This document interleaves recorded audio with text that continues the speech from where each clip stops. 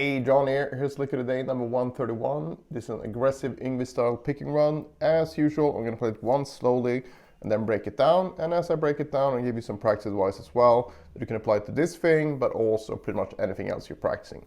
So we're going to start here on the 20th fret of the high E string.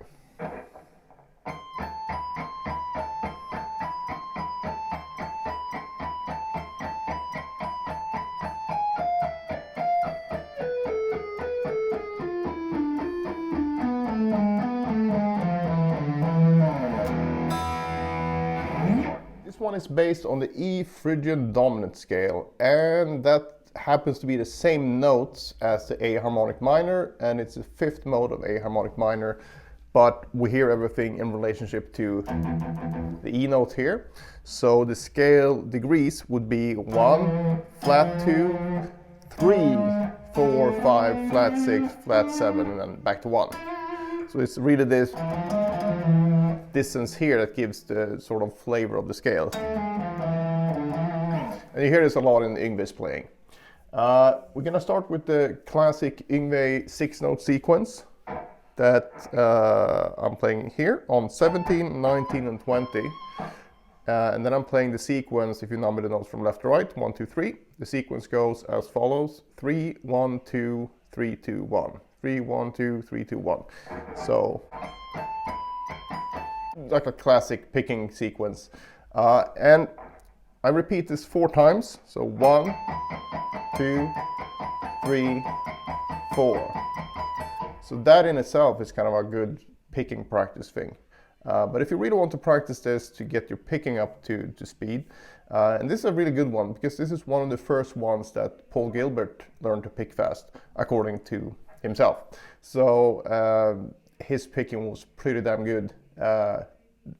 Probably still is, but more so in the early Paul Gilbert days. But this is one of the things that he worked on initially to get his picking up to speed. So it's a good one to work on, and I would take this pattern and then just harmonize that throughout whatever scale you're comfortable with, because then you can learn the scale better as well. But you can also just take this as a mechanical pattern, and what I mean by that is that you take whatever 3-finger grouping you can get, which would be 1, 2, 3, 1, 2, 4, 1, 3, 4, and 2, 3, 4. Then you can repeat that sequence with those fingers. So 1, 2, 3 would sound like this. 1, 2, 4. 1, 3, 4. And 2, 3, 4. You can move that around the neck on all frets and all different strings. Very important.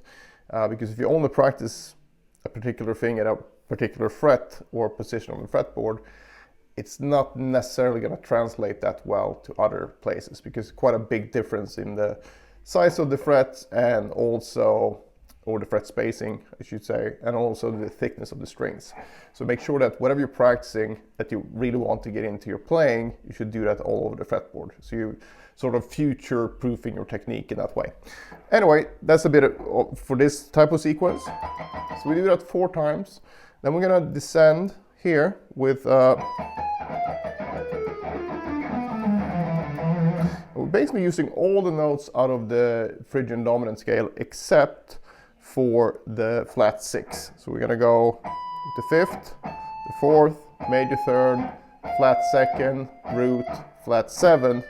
But then we skip this note, and there's no, that's not a bad note in that sequence at all, but it's just one of these octave patterns that Yngwie used to play, or still plays. And it sounds really good, so we're going with that. But I don't want to give you the impression that playing the flat 6 is a bad thing at all. It's not. But for these kind of patterns, you basically use all notes except that one. So the sequence we use here then is going to be a descending 6 that we restart on each string group. So it goes like this. Restart, restart. And the fingering here would be 19, 17, 16, 18, 18, 17, 15. And then you repeat that in octaves. You find this note here, and need exactly the same thing. And then again, before you end on the root. So it's quite a simple thing once you know the first part of it. So again, the picking sequence, you restart that group of 6 on each set of 2 strings. So you go E and B, B and G, whoops, G and D, D and A, and E, A and E. And for practicing this sequence,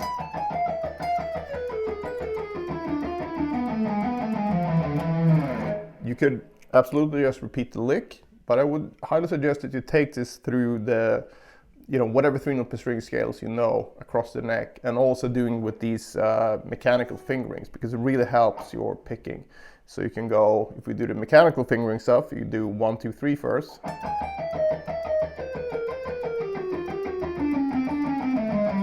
Then 1, 2, 4. 1, 3, 4. And 2, 3, 4.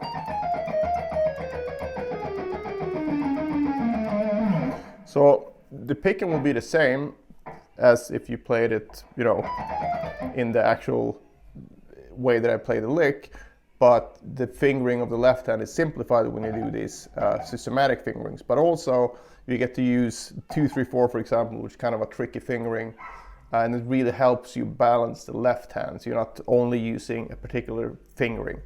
And don't worry about the fret spacing, because if you can do this 1, 2, 4, you can also do as well, because as far as your brain is concerned, it's just about the timing of the fingers, not how much you stretch them or not. And at some point the stretching is going to be a problem, obviously, but that's more of a problem, the stretching.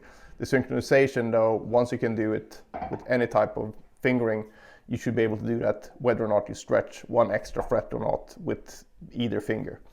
So it's a bit about practicing this thing, and I think it's important to do that, but also practice the entire thing. But when you practice the entire thing, it's a good idea to move it up and down the fretboard.